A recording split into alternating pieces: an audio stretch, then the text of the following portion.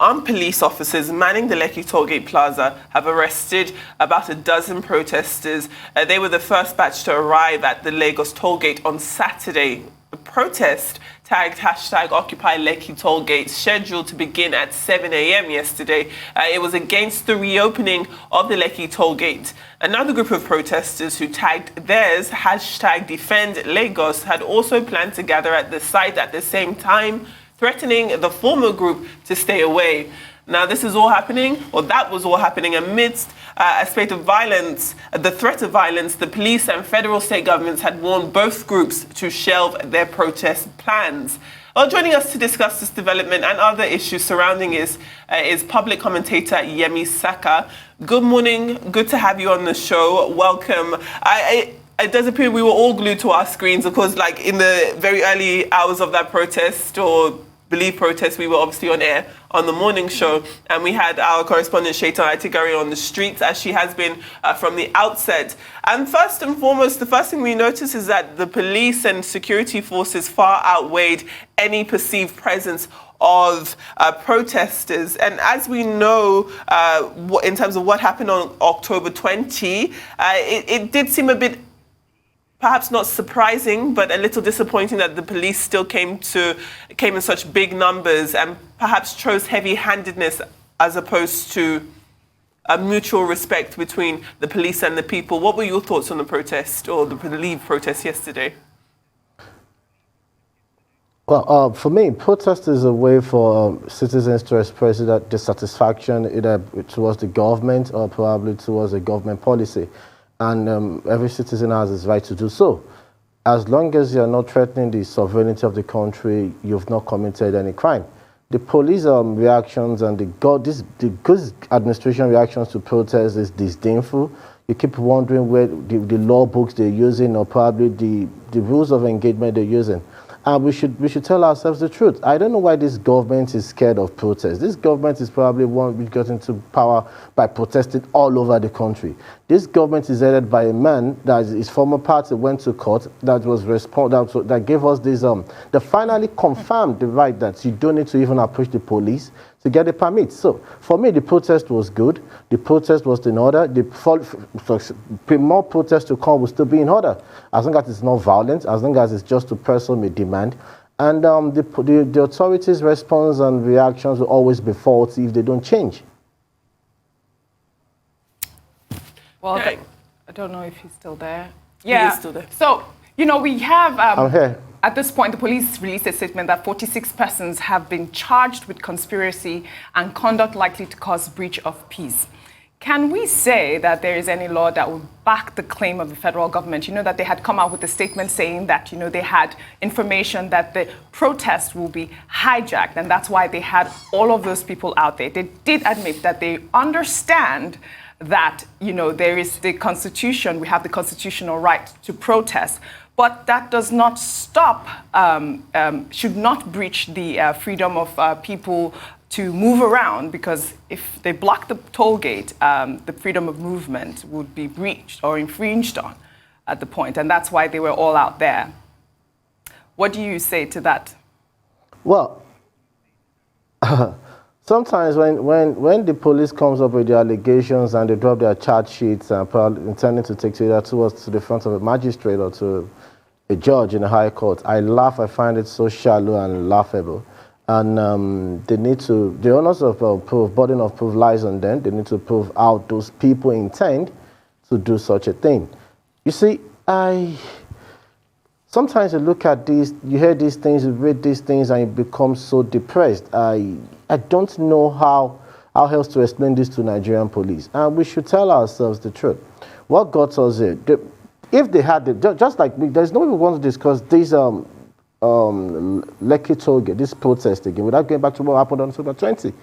And it was the manhandling and the poor handling and the murderous handling of October 20 got us to this point. Lekki was peaceful from day one till we speak. So where was the fear of hoodlums hijacking it? We can speculate. Who brought hoodlums to the streets?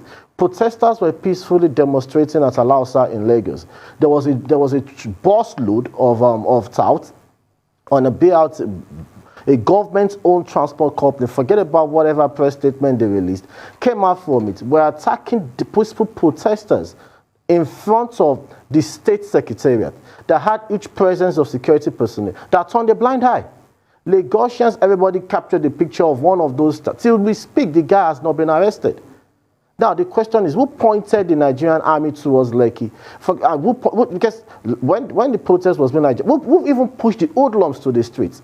These are things we should ask ourselves. Who pushed the hoodlums to the streets even in Abuja?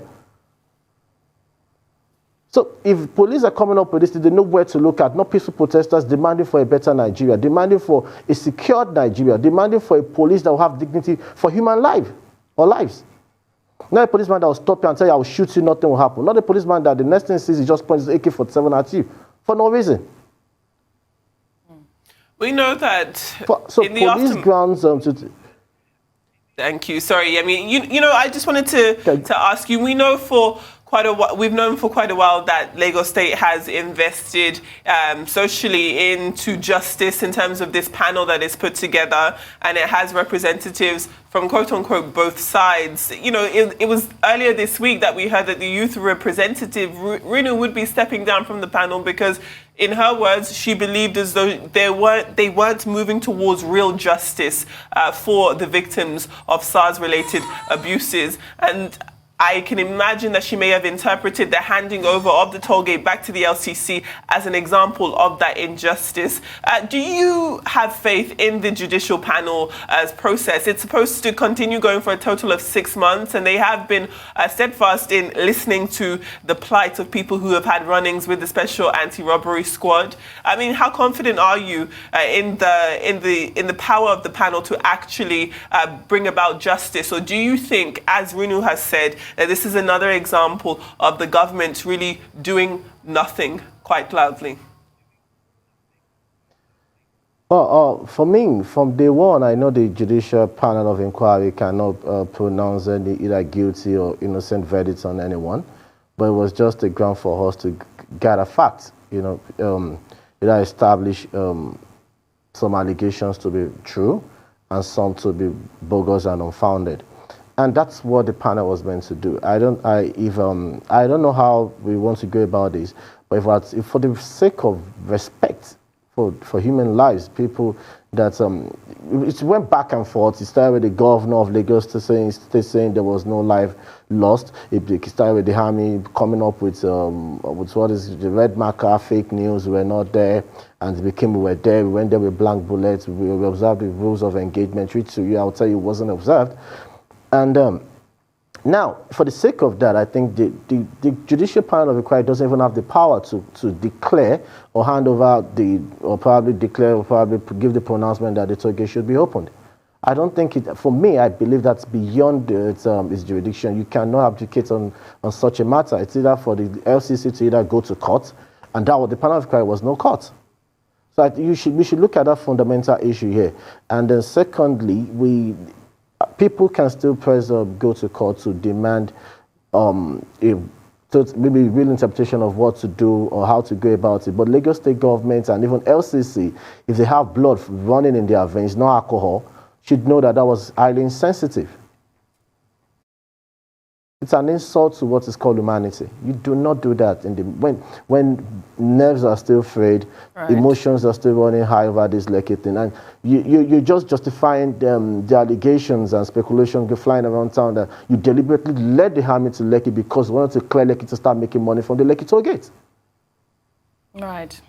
I think there's so much that has happened. Even the senior advocate of Nigeria and member of the Lagos Judicial Panel on Police Brutality, Ebunolu Adegborua, has said he cannot, in good conscience, continue to sit on the panel as there were cases of fresh police brutality as we witnessed at the Lekki toll gate on Saturday. Should he decide to withdraw from the panel, what will be the implication? The implication is going to tell us, the implication is obvious, that everybody knows that the judicial panel started up with their gimmicks, trying to buy credibility from Nigerians, proven to be independent, and with Adegorua's pulling out of the panel shows us that it's obvious that the panel has been teleguided. They had a plan, a game plan, they had an end point, and they're working towards it. It's not rocket science, borrowing the word of a fantastic minister in this government. Without a doubt, the NSTARS movement, if we just look at yesterday, for one, was a huge trending story on social media. More than 1 million tweets, more than 2 million even tweets with the hashtag NSTARS movement. It had a lot of international attention, that is around the world. And most definitely, there was a lot of attention on it right here in Nigeria. Despite that, in terms of our politicians or our leading political parties, we never did hear anything from the People's Democratic Party or the ruling All Progressives Congress. Nobody said anything. Do you take that as another example of people who are gathered to help the politicians who are gathered to help the people really turning their back on something that is of national interest? Well, for me,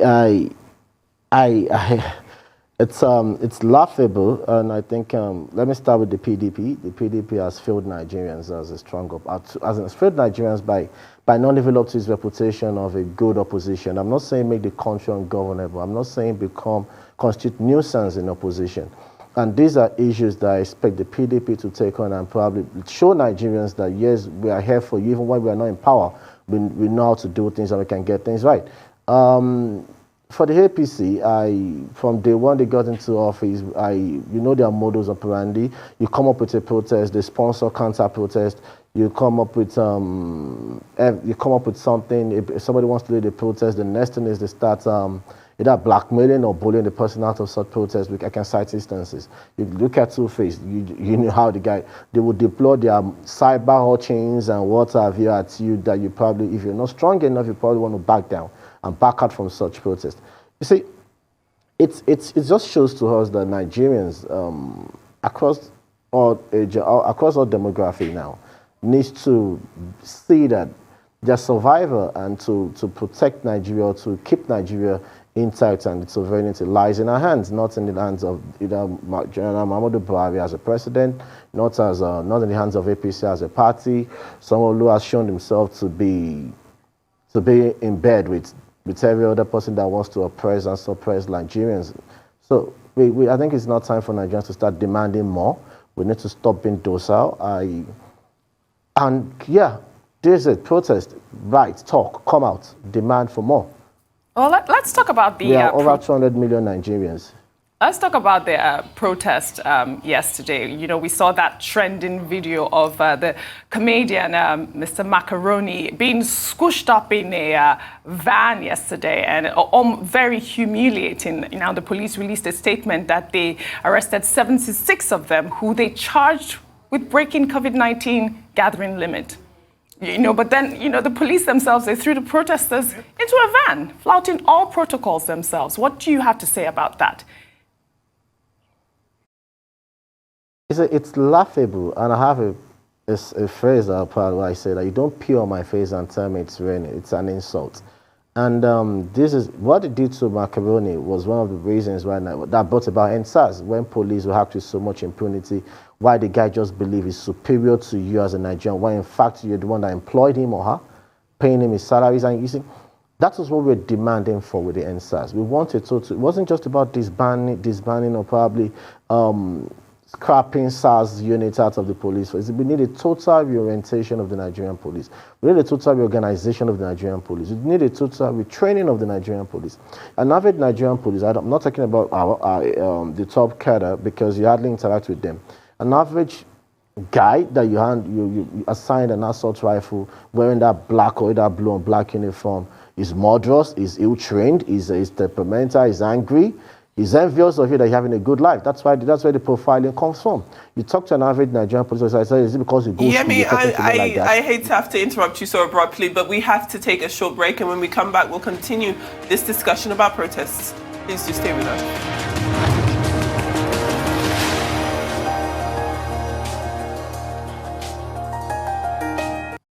Welcome back to the morning show here on Arise News. We are still joined by DEYEMI SAKA, who's a public commentator, and he has been talking to us about the protests or the... I want to be careful with the word protests because we didn't see any protests yesterday. What we did see was a huge police presence and the detention of people the police believed could be protesters. And I think that leads us to a wider question. First of all, we're all very clear in the fact that the right to protest is enshrined in our Constitution. It is, in fact, a human right, most especially when that protest is peaceful. Yesterday, there were no incidents that we saw in terms of what we had and what we were broadcasting at Lekki toll gate. We didn't see any types of clashes amongst people who police determined could be protesters. And we didn't even see much resistance, even when people were apprehended and put into the back of those vehicles. So it does show that nobody came to the toll gate with the intention of creating any type of violence. Nevertheless, they were treated as though they were criminals. As Oji put it to you in her last question, we all saw that video of Mr. Macaroni and other men bundled together in a car, sweating profusely. And you can understand that, I don't want to say understand, but it does appear as though if anybody has done anything wrong, it does look as though it was perhaps on the side of the police as opposed to the people. What do you have to say about that?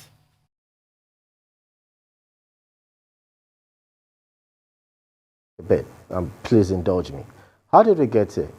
There was a demonstration across board in Lagos State, very peaceful, about demanding for dissolution of the SARS unit.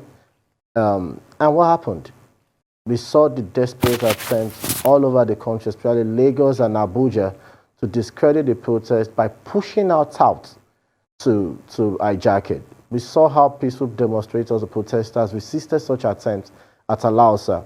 The picture of the guy, one of the guys holding a cutlass or machete was widely syndicated, circulated on social media. Till we speak, the guy has not been apprehended. He's an OSHA, he's a known member, he's a known tout. I do probably want to blacklist an organization here. And when Lagos State was boiling, when they succeeded in infiltrating the ranks with tout, not infiltrating the protest with tout, we knew areas that were boiling in Lagos. Ogolonto in Ikorodu, Itire, we had Mushin, we had Ojota, Tipa Garage, and what have you. And when Sanwo-Olu was going to request for the army, he directed them, he pointed them to the most peaceful location in Lagos, the most coordinated center of the protest, which was Lekki. Now, what happened when they got to Lekki? Because there was a testimony of a doctor from a hospital that said they extracted pellets from many of the gunshot victims, and that should be something. Lagosians should be demanding answers from Sanwo-Olu, who planted the hoodlums there that had guns, locally made guns that used pellets, because the Nigerian army doesn't use pellets. And nobody had the idea or nobody had the foreknowledge there was going to be a curfew except the governor of Lagos State and his cabinet members. So that was, if anybody was going to come to Lekki toll gate, arms envisaging, such a gunfight with the army, somebody that has the foreknowledge or a prior knowledge that there will be curfew. And it was not the peaceful protesters at Lekki, because the only person that I knew was Lagos State governor and his cabinet and probably his party chieftains. And now, when the army got there, to those of us or some of us that knows about the rules of engagement in urban conflict, as we speak, the army didn't need to get there and start shooting, even shooting into the air, because as at that time, the people has not violated the law. But you need to wait till when the curfew lapses, which is 6 a.m. the following day, and before the expiration of the timeline, or probably before the curfew lapse, you'd have formed 2 corridors. An outer one and an inner one, barricading the protesters from where you are, and probably secure a perimeter around the protesting crowd. And by the time day breaks, you probably get a magistrate, and by the commanding officer, they pronounce them guilty on the power of the relying on the powers of the Federal Republic of Nigeria, and the magistrate pronounced them guilty. And if anybody that tries to, engage or probably rush towards or do anything against to break the barricade, yes, it's in the rules of engagement, will be shot at and dragged from the inner corridor into the outer corridor. That's to send a message to the protesters that yes, remain business, because army doesn't go around with blanks. And that wasn't observed. So that was what brought us there. It wasn't it was the reactions of the government institutions, the government, the actors in government that brought us here. Not Nigerians that were demanding for better police force, for better policing. I don't know where they got the idea of regime change from. We probably could say the subsidy protest was probably to push out Jonathan in 2012. I don't know why this government is so scared of Nigerians demanding for the right thing. I can't go to Aso Rock and tell them I want to see President Muhammadu Buhari. I can't go to the National Assembly that I want to see my representative, whether representing me from either my federal constituency or even Ogun East Senatorial District. It's like a fortress. So the only available option left is to stick to the streets and tell us this is what we want. And you even want to deprive us of that thing. If it's possible for this government administration to deprive us of the air we breathe, they will. It's unfair. The disdain, disregard for human lives under this administration is scary. And they brought us here. So, anybody saying they were if I was to envisage violence from anybody, it came from the quarters I was envisaging from the police. Because they were the one that they handle things with brute force, without civility, without regard to humanity, without even regard to common knowledge, common sense. That's my opinion. That's my. Let's. I don't know if you can hear me. We've been trying to interrupt for a while because of the statement you made about the Lagos State Governor having knowledge about the army going to shoot at peaceful protesters. We cannot. You cannot say that because you're not sure. I didn't say the governor had the knowledge of people of the soldiers shooting at peaceful protesters. I said the only person that had the knowledge that the only person that had the knowledge that there would be coffee in Lagos that day was the Lagos State Governor. So it wasn't the protesters at Lekki. They didn't have enough knowledge or ample information to come to Lekki toll gate with firearms that would probably fire at people with pellets. All right, let's talk about the catalyst to the clampdown of this protest. You know, the Minister for Information, Lai Mohammed, had claimed that the unrest in October led to the deaths of 6 soldiers, 37 policemen, and 57 civilians, as well as the destruction of 269 private and public properties. And again, this is because the protests were hijacked by hoodlums. You would think that the federal government, instead of breaking the law by depriving protesters their fundamental right, they would provide adequate security to prevent such mayhem. Briefly, what is your take on this? Well, I don't know why some people would just choose to lie about the obvious truths that's staring at Nigerians. The protest did not bring about deaths of 6 soldiers, whatever, police officers, and what have you. It was the aftermath of the clamped down at Lekki that brought about the wanton destruction of properties, public properties, and private businesses. We could cite instances of issues or events, occurrence that led to deaths of a police officer, and that was at Itire. And that was where everybody was expecting the governor to point the Nigerian army towards, not Lekki. There was reports of people being molested, people being robbed and attacked by hoodlums at Ogolonto in Ikorodu. That was where we were expecting Nigerian army to have presence to be, not at Lekki, with so much brute force. So the question is, who drew up the? You see, let's make this clear. When I said Lagos State Governor and what have you. When the governor, in a democracy, when you are requesting for military presence or intervention in a security situation, either you go through the NSA or you go directly to the president. Well, and when the GOC on ground and the officer coming on ground, he meets with the governor and the security teams, and they tell him the flashpoints. Well, thank you very much for your insight on this segment. We have thoroughly enjoyed it.